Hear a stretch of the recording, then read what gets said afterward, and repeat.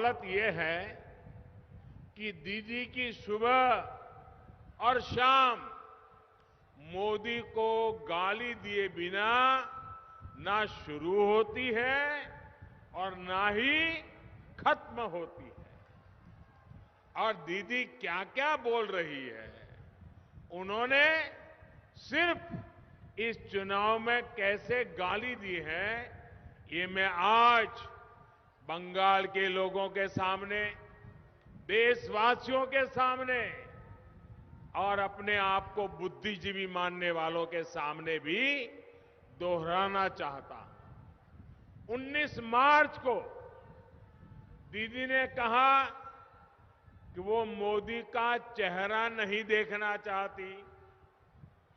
फिर दीदी ने देश के प्रधानमंत्री की तुलना लुटेरे, दंगाई, दुर्योधन, दुशासन, पता नहीं कैसे कैसे लोगों से कर दी। 20 मार्च को दीदी ने मुझे श्रमिकों का हत्यारा बताया, दंगा करने वाला बताया। 24 मार्च को दीदी ने कहा देश का प्रधानमंत्री झूठा है, देश का प्रधानमंत्री सिंडिकेट से जुड़ा है। 25 मार्च को दीदी ने जो कहा वो बताने से पहले मैं बंगाल के संस्कारी जनता की माफी मांगता हूं।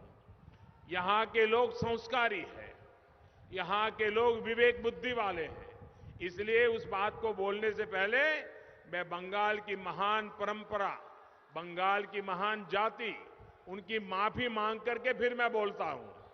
दीदी ने मुझे जो गाली दी, मैं उसे मजबूरी में दोहरा रहा हूं।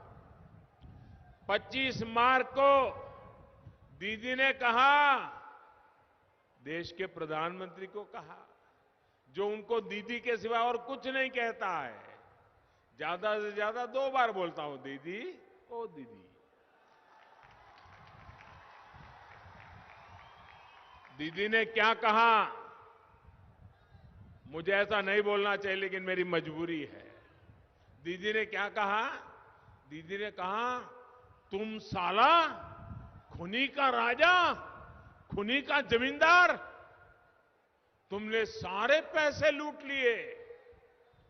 ये भाषा 26 मार्च को दीदी बोली, देश में सिर्फ मोदी की दाढ़ी बढ़ती जा रही है, मोदी के दिमाग के साथ कुछ दिक्कत है, ऐसा लगता है मोदी का कोई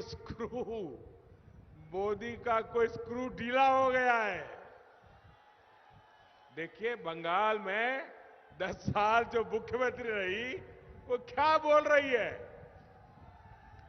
4 अप्रैल को दीदी इस बात पर भड़क गई कि बंगाल में बीजेपी की सरकार बनेगी। उन्होंने कहा कि क्या मैं भगवान हूं, सुपर ह्यूमन हूं।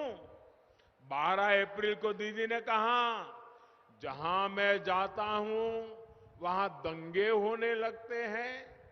13 अप्रैल को दीदी ने फिर से मुझे सबसे बड़ा झूठा कहा, मंदबुद्धि कहा।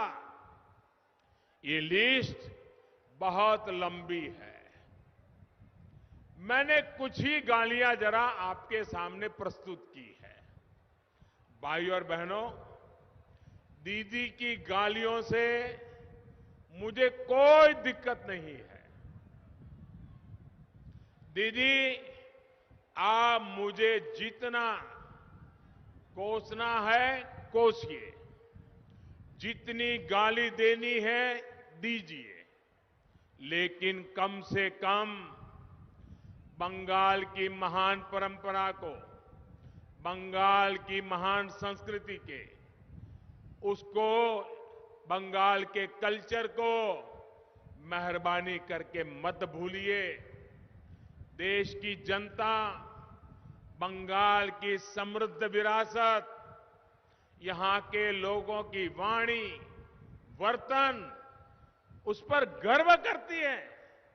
बंगाल ने, बंगाल के लोगों ने पूरी दुनिया में भारत का गौरव बढ़ाया है। इसलिए दीदी की इन गालियों ने मोदी का अपमान किया हो ऐसा नहीं है। दीदी ने इन गालियों से बंगाल के कल्चर, यहां की मिठास भरी भाषा, यहां की महान परंपरा को भी शर्मसार कर दिया।